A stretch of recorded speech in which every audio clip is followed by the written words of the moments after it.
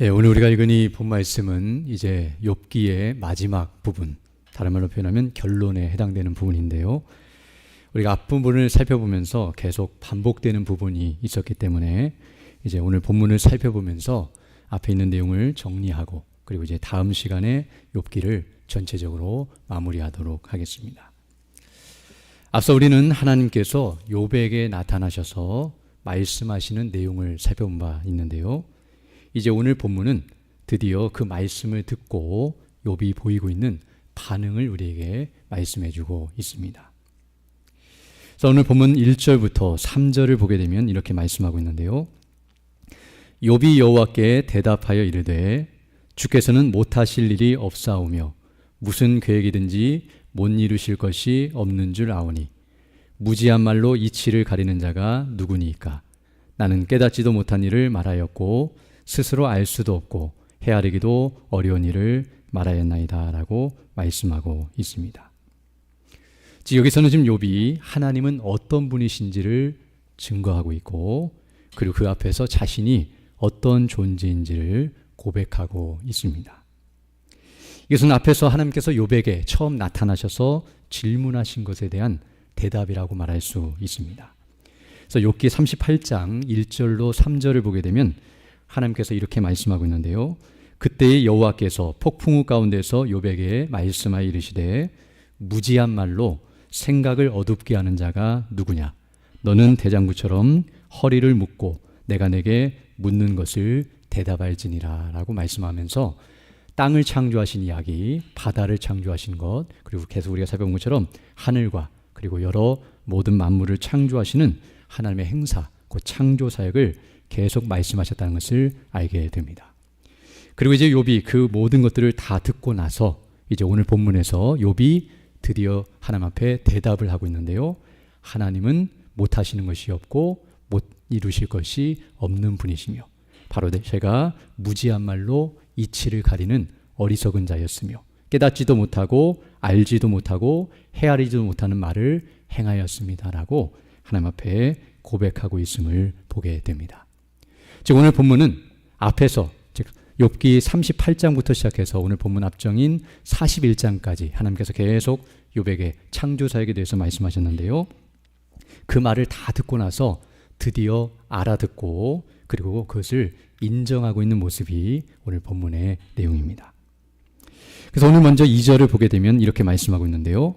주께서는 못하실 일이 없사오며 무슨 계획이든지 못 이루실 것이 없는 줄 압니다 라고 하나님이 어떠하신 분이신지를 깨닫고 확신하면서 지금 그것을 증거하고 있습니다.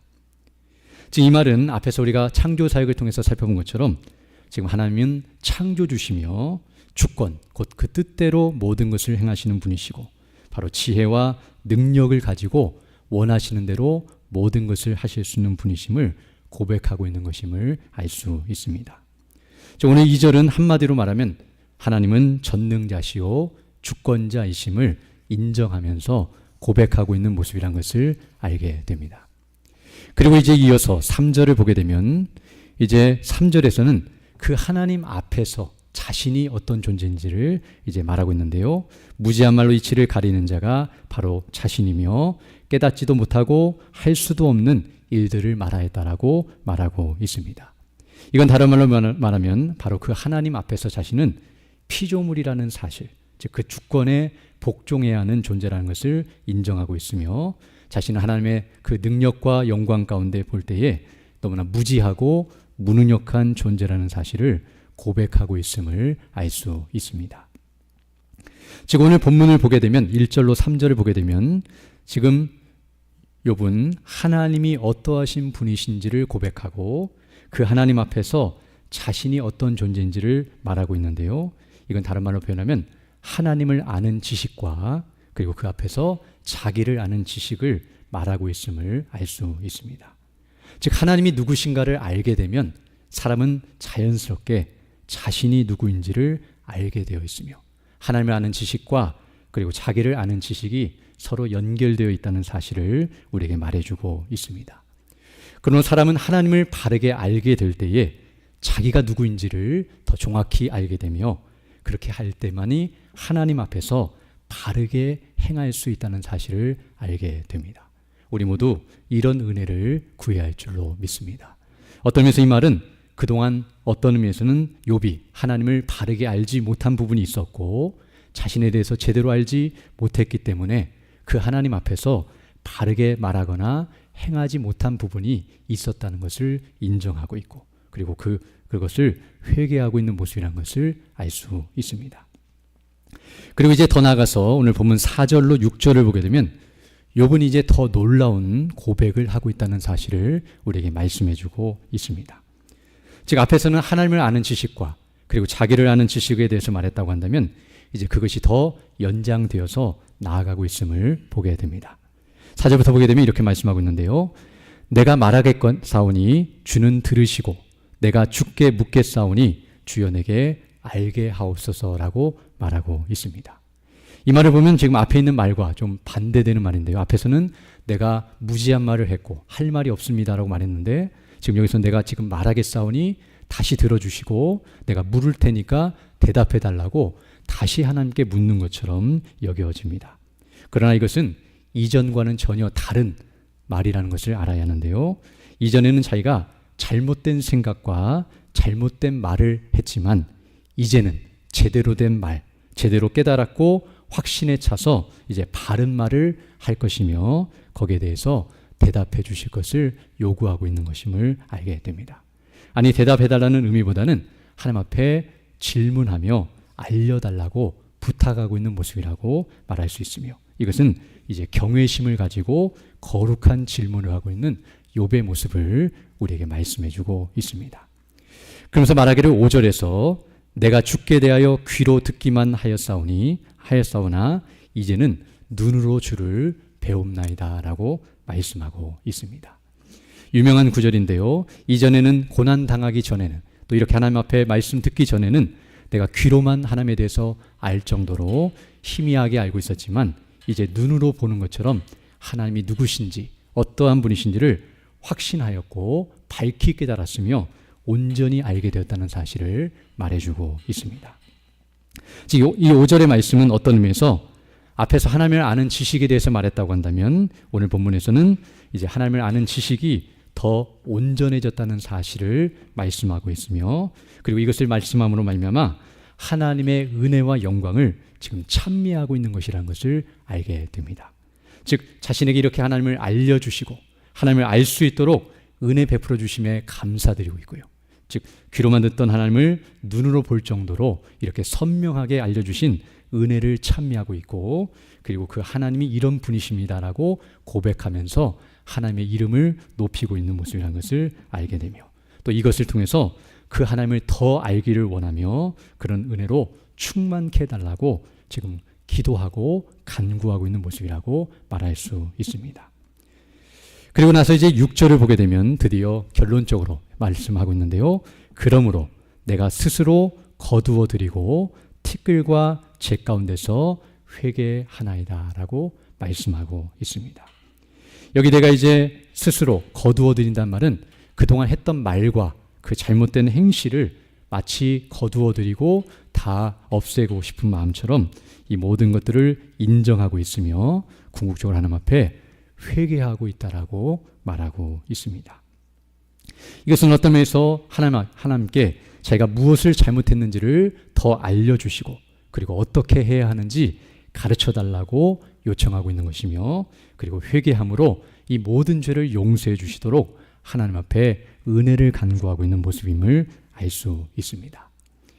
이처럼 오늘 본문 42장 1절로 6절의 내용은 궁극적으로는 지금 욥이 하나님 앞에 회개하고 있는 모습이라는 것을 알 수 있습니다. 오늘 우리는 이제 이 부분을 주목해 보기를 원하는데요. 과연 욥이 지금 회개하고 있는 이 모습이 무엇을 의미하며 왜 이것이 욥기의 마지막 부분에 기록되고 있으며 이것이 무엇을 우리에게 가르쳐주고 있는지를 더 주목해 보기를 원합니다. 먼저 오늘 본문을 보게 되면 앞에서 말씀드린 것처럼 지금 욥은 하나님이 어떠하신 분이신지를 알고 있고 그리고 그 앞에서 자신이 누구인지를 알게 되자 드디어 회개하는 대로 나아가고 있다는 사실을 말씀해주고 있습니다. 지금 순서가 그렇게 가고 있는데요. 하나님에 대해서 말하고 있고 자신의 누구인지를 말하면서 마지막에 회개로 마치고 있습니다. 이것은 너무나 자연스럽고 당연한 결과라는 것을 알게 되는데요.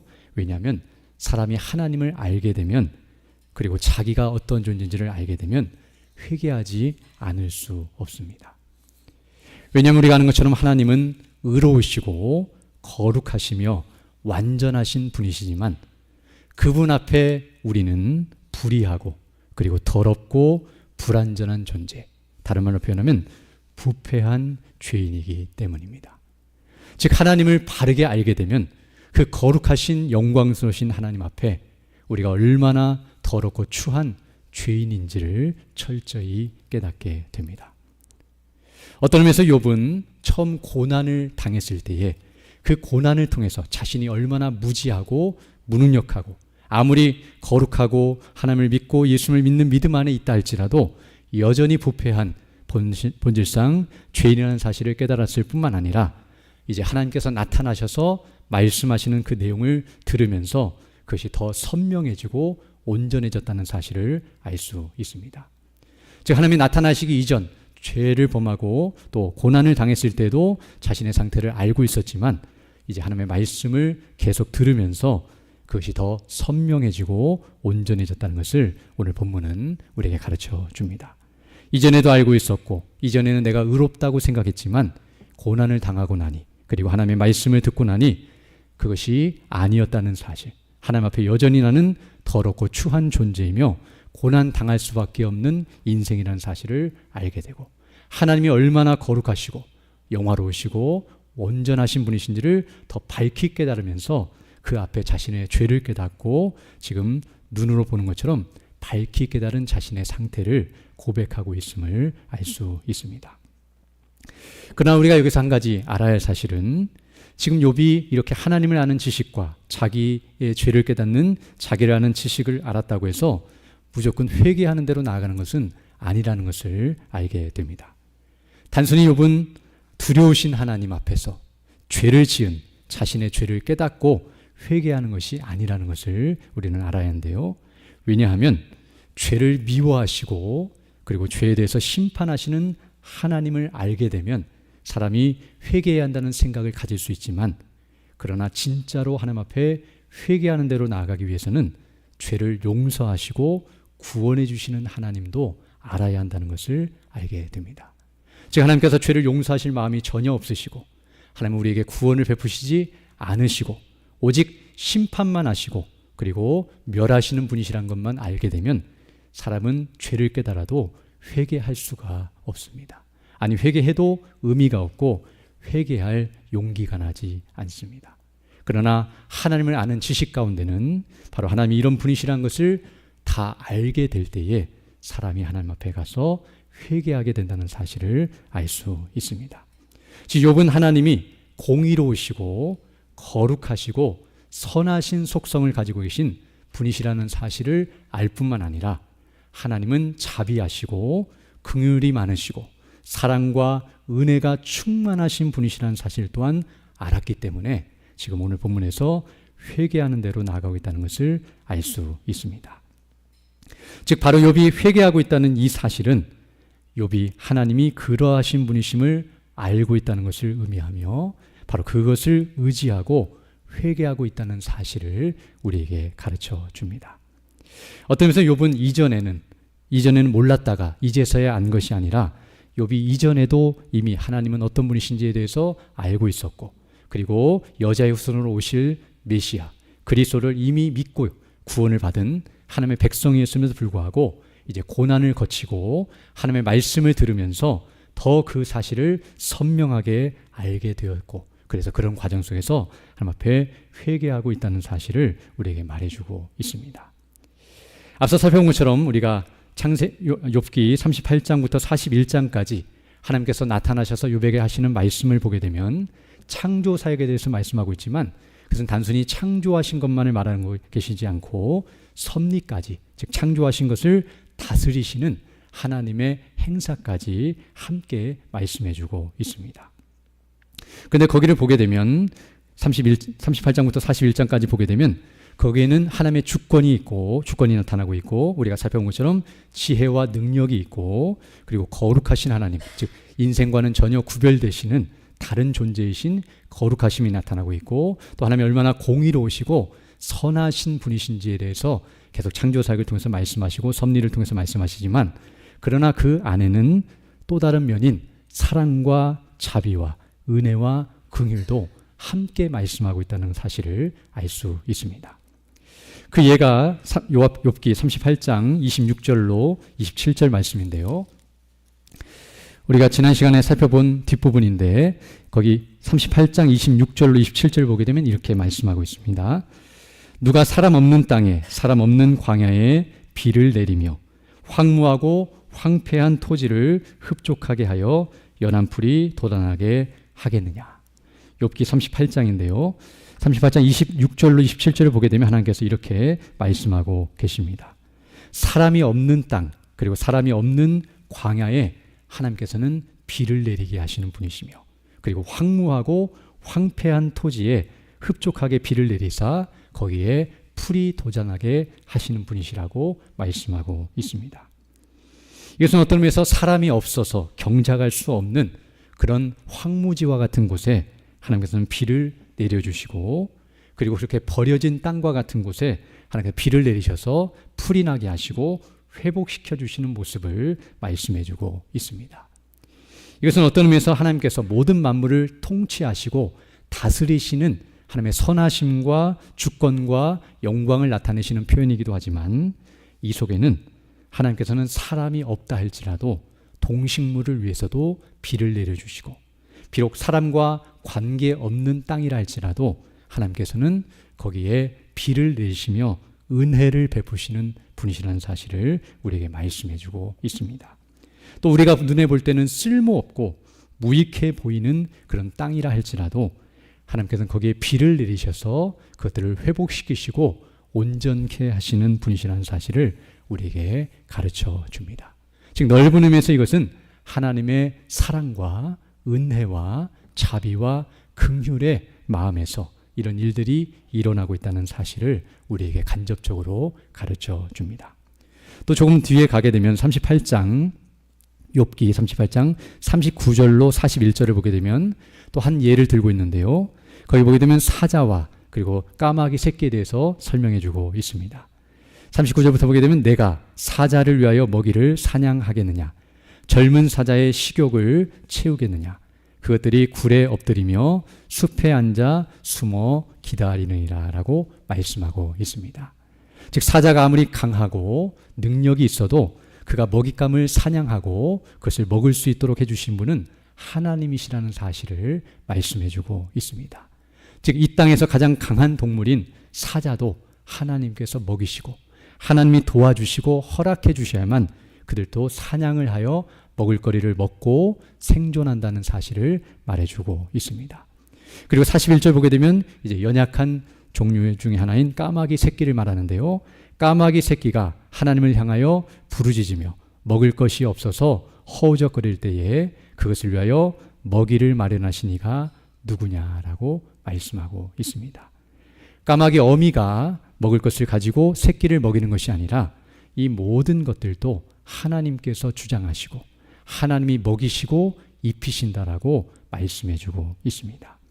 즉 여기 39절로 41절에서는 어떤 의미에서는 강한 자나 약한 자나 모두에게 동일하게 하나님께서 은혜를 베푸시고 자비와 긍휼을 베푸시며 사랑으로 그들을 먹이시고 입히시는 하나님의 행사를 우리에게 보여주고 있으며, 또 어떤 의미에서는 약자의 편에 서서 그들의 고통과 어려움을 도와주시고 그리고 보호하시며 그들을 그 곤경에서 건져주시고 구원해주시는 하나님의 행사를 우리에게 말씀해주고 있습니다. 이런 내용들이 욥기 전체에 그리고 하나님께서 말씀하시는 이 부분에 계속 강조되어 표현되어 있습니다. 그러나 이 행사는 단순히 동물들과 그리고 세상을 향하신 하나님의 은혜와 자비만을 말하는 것이 아니라 그 무엇보다도 이 모든 일들을 행하시는 하나님의 행사는 바로 타락한 세상, 범죄한 인생들이 존재하는 이 세상에 내리시는 하나님의 긍휼과 은혜라는 것을 생각할 때 더욱 그러합니다. 즉 창조하시고 범죄하기 전 에덴 동산에 있을 때, 아름다운 동산에 있을 때 하나님께서 이렇게 하신 것이 아니라 이미 약육강식이 일어났고 그리고 범죄하여 황무지가 생기고 타락한 이 세상이지만 하나님께서는 세상을 멸망시키시거나 사람들을 멸하시지 아니하시고 여전히 선인과 악인에게 비를 내리시고 햇빛을 주시며 이와 같이 먹을 것을 주시고 모든 것들을 통치하셔서 모든 역사가 진행되게 하시고 우리가 살아가도록 이끄신다는 사실을 우리에게 말씀해주고 있습니다. 이것은 바로 하나님의 은혜와 자비와 긍휼이 얼마나 큰지를 우리에게 보여줍니다. 그리고 우리가 아는 것처럼 이런 일을 하나님께서 행하시는 궁극적인 목적은 딱 하나인데요. 바로 예수 그리스도 안에서 우리를 구원하시기 위하여, 바로 그 목적 하나를 위해서 지금 이 세상을 보존하고 계시며 이와 같이 먹이시고 입히시며 행하신다는 사실을 생각할 때 바로 그리스도 안에서 흘러넘치는 은혜와 자비와 긍휼이 이 세상을 보존하시고 이끄시며 이와 같이 행하시는 하나님의 행사로 나타난다는 사실을 우리에게 말씀해주고 있습니다.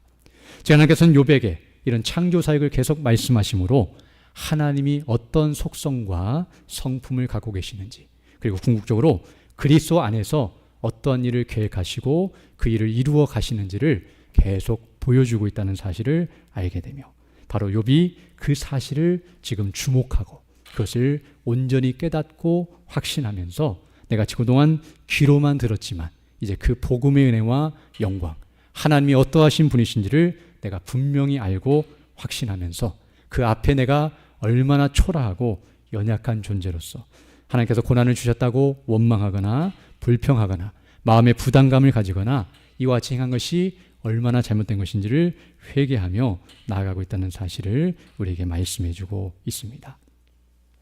즉 한마디로 말하면 오늘 본문의 이 사건, 그리고 욥이 이렇게 대답하고 있는 이 반응의 모습을 보게 되면 이것은 어떤 의미에서는 하나님을 아는 지식과 그리고 그 앞에서 자신을 아는 지식, 그리고 더 궁극적으로는 그리스도를 아는 지식으로 말미암아 그 모든 지식이 궁극적으로 욥으로 하여금 회개하도록 이끌고 있으며 회개로 나가도록 인도하고 있다는 사실을 우리에게 가르쳐 줍니다.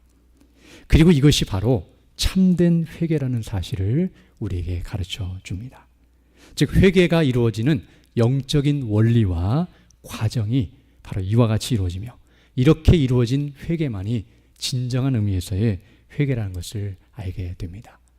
하나님이 누구신지도 모른 채 회개하는 자가 없으며 그 하나님을 안다 할지라도 자기가 어떤 존재인지를 모른다면 회개할 수 없고요.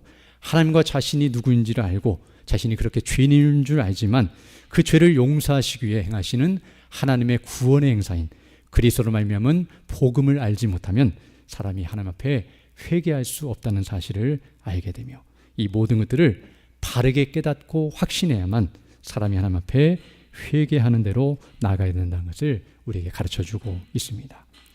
그리고 이런 참된 회개를 통해서 어떤 의미에서는 불신자들은 구원에 이르게 되며 즉 칭의의 구원을 받게 되고 그리고 이미 구원을 받은 성도들은 이런 회개의 과정을 통해서 이제 성화에 이르게 된다는 사실을 알게 되며 욥의 경우는 지금 이제서야 예수님을 믿고 구원을 받아 구원을 받는 모습이 아니라 이미 구원을 받았지만 더 이 은혜가 더 충만해지고 앞에서 말한 것처럼 귀로만 듣는 수준에서 눈으로 보는 것과 같이 그 성화의 정도가 더 충만한 상태에 이르렀고 그 은혜로 온전케 되어서 그 동일한 원리 가운데 하나님 앞에 회개하며 은혜를 구하며 더 성화의 단계로 과정으로 나아가고 있는 모습이라는 것을 우리에게 말씀해주고 있습니다. 그리고 이제 우리가 마지막으로 살펴볼 것은 바로 이런 참된 회개가 바로 회복과 매우 밀접하게 관련이 있으며 중요한 것이라는 사실을 본문은 우리에게 가르쳐 줍니다. 이제 우리가 다음 시간에 한 시간 더 살펴보게 될 것인데요. 오늘은 회개하는 욥의 모습을 살펴봤지만 이제 욥이 이렇게 회개하고 나자 그 다음 7절부터 마지막 절까지를 보게 되면 드디어 욥의 고난이 마무리되고 그리고 고난이 끝나고 그리고 회복이 되는 모습이 나타나고 있습니다. 그래서 먼저는 친구들과의 관계가 회복이 되고, 그리고 재산과 자식과 건강이 다시 2배로 회복이 되고, 그리고 사람들, 그 친척과 이웃과 관계가 회복되는, 처음에 잃었던 모든 것들이 다 다시 회복되는 나아가는 모습이 나오고 있습니다. 지금 욥기는 고난으로 시작하여 회개로 마치고 있고, 고난에서 회개와 그리고 회복으로 이어지는 모습이 나타나고 있습니다. 이걸 통해서 욥기는 어떤 의미에서 회개가 바로 회복으로 이어지는, 그리고 회복과 밀접한 연관이 있다는 사실을 우리에게 가르쳐 줍니다. 그러나 여기서 우리가 오해하지 않아야 할 것은 무엇이냐면, 회개한다고 해서 반드시 고난이 끝나는 것은 아니라는 사실을 알아야 합니다. 다음 시간에 더 살펴보게 되겠지만, 이렇게 회복된 것은 육신적인 차원에서의 회복이 아니라는 것을 우리는 알아야 하며, 설령 회개해도 고난이 계속될 수 있다는 것을 우리는 알아야 하고요. 그렇다 할지라도 회개와 회복은 서로 연결되어 있다는 사실을 우리는 알아야 합니다. 어떤 의미에서 회개라고 하는 것은 회복으로 나아가는 통로라고 말할 수 있으며, 그리고 회개가 곧 회복이라고 말할 수 있습니다. 왜냐하면 앞에서 설명드린 것처럼 회개라고 하는 것은 바로 하나님을 아는 지식과, 그리고 자신을 아는 지식, 그리고 그리스도를 아는 지식을 기반으로 하고 있기 때문에, 이것이 없으면 절대로 회개가 일어날 수 없기 때문에, 사람이 회개한다는 것은 바로 하나님을 아는 지식과 그리스도를 아는 지식, 그리고 자기의 죄인됨을 깨달았다는 것을 말해주는 것이기 때문에, 다른 말로 표현하면 그 사람이 은혜의 상태에 있다는 것을 우리에게 말해줍니다. 즉, 사람이 회개하고 있다는 것은 그 마음의 상태가 은혜로 충만하여서 하나님이 누구신가를 분명히 알게 되었고, 그 앞에 자신의 죄를 더 깨닫게 되었고, 바로 예수님의 죄사함의 은혜와 의롭다 하심과 천국의 영광을 온전히 깨닫는, 바로 성령의 인도하심과 감동하심과 충만하심 가운데 이르게 되었다는 사실을 우리에게 가르쳐 줍니다. 우리가 아는 것처럼 누가 회개를 많이 하는가? 흔히 죄를 많이 지은 사람이 회개를 많이 할 것처럼 보이지만, 실상은 은혜를 많이 받은 사람이 회개하게 되어 있습니다.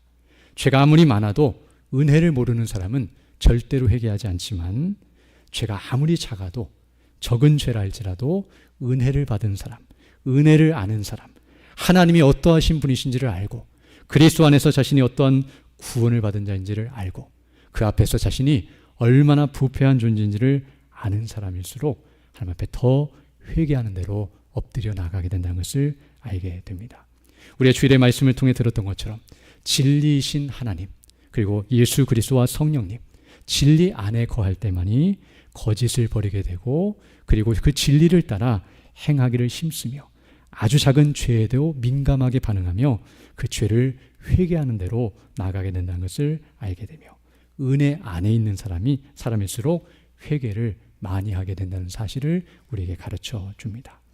그럼 어떤 의미에서 오늘 본문에서 욥이 지금 회개하고 있다는 말은, 다른 말로 표현하면 그가 지금 은혜로 충만한 상태에 이르렀으며, 이전에 고난을 당했을 때는 이런 회개를 하지 않고 계속해서 질문하고 계속해서 답답해하고 친구들과 싸우며 계속 힘들어하고 있었지만, 하나님의 말씀을 듣자 드디어 회개하고 있는 이 모습은 그 말씀을 통해 은혜를 받았고, 바로 하나님을 아는 지식과 그 은혜와 영광으로 충만케 되어 자신의 죄악과 어리석음과 그리고 연약함을 깨달으면서 하나님 앞에 은혜를 구하는 대로 나아가고 있다는 사실을 우리에게 말해주고 있습니다. 그러므로 사람이 고난 가운데 있다 할지라도, 어떤 의미에서는 회개하는 사람은 은혜 가운데 있는 것이기 때문에 그 고난을 능히 감당할 수 있으며, 이미 회개하는 사람은 회복된 사람이라고 말할 수 있습니다. 사실 진정으로 회복이 이루어진다는 것은, 우리는 흔히 고난의 문제가 해결되는 것을 회복이라고 말하지만, 더 정확히 표현하면 하나님과의 관계가 회복되는 것이 진정한 의미에서의 회복입니다. 즉, 영적인 문제, 구원의 문제가 해결되고 하나님과의 관계 속에서 더 영적으로 긴밀해지고 온전해진 상태가 진정한 의미에서의 회복입니다. 어떤 면에서 사탄이 처음에 욥에게 고난을 부여했던 이유는 바로 그 하나님과의 관계를 끊어버리고 그 하나님으로부터 욥이 멀어지게 만들려고 하는 목적에서 욥에게 고난을 부여했고 시험을 하였지만, 그러나 고난 가운데서 처음에는 욥도 하나님에 대해서 여러 가지 불신과 불만과 어려움의 마음들이 들어왔겠지만, 그러나 이제 하나님의 말씀을 들으면서 오늘 보면 이와 같이 성경을 읽고 기도하고 또 설교를 듣고 예배를 드리고 경건의 일을 연습하면서 하나님과의 관계를 더 집중하고 그 은혜를 의지하면서 하나님이 누구신지, 우리 주 예수 그리스도 안에서 구원의 신 은혜가 무엇인지 성령님을 의지하고 복음의 은혜로 충만케 됨으로 말미암아 이제 드디어 회개하며 고난을 당하고 있지만 능히 감당하면서 회복되고 있는 모습이란 것을 우리에게 말해주고 있습니다. 설령 고난 가운데 있다 할지라도 이렇게 회개하는 사람은, 이미 하나님과의 관계가 회복된 사람은 고난이 있어도 전혀 문제가 되지 않습니다. 그리고 오히려 고난은 더 하나님께로 가까이 나아가는 통로가 되며 더 하나님을 의지하게 만드는 그런 촉매제가 되기 때문에 더 믿음의 사람은 고난을 인연하여 주께로 더 가까이 나아가게 된다는 것을 알 수 있습니다.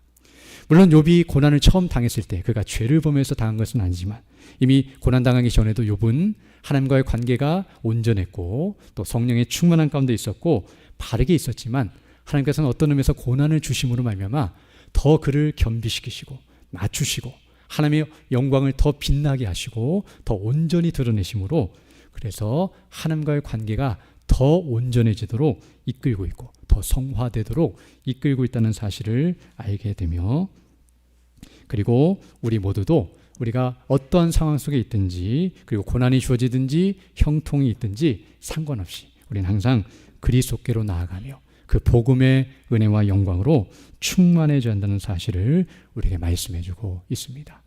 그러나 고난이 우리에게 다가올 때에 사실은 고난을 주목하면서 우리 마음이 연약해지는 것이 아니라 그럴 때일수록 더 주님께 집중하고 그리스도를 바라보고 천국의 소망으로 충만해질 때만이 고난을 이기고 하나님께 영광을 돌리며 그 뜻을 이루어간다는 사실을 기억하면서 우리가 연약해질 때 영양제 주사를 맞거나 또 치료를 받는 것처럼 우리가 이런 연약한 가운데 있을 때 치료책은 그리스도와 복음밖에 없음을 알고 그리로 나아가서 그 은혜로 충만하여 이 순례길을 살아가다가 마지막에 주님 앞에 기쁨으로 서는 우리 모두 되기를 간절히 소망합니다.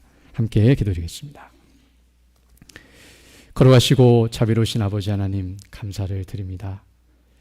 오늘도 하나님의 은혜 가운데 말씀을 통하여 다시 한번 우리 자신을 돌아보게 하여 주시고 우리가 어떻게 주님을 섬기며 믿음으로 이 땅을 살아가야 하는지 다시 한번 깨닫게 하심을 감사드립니다.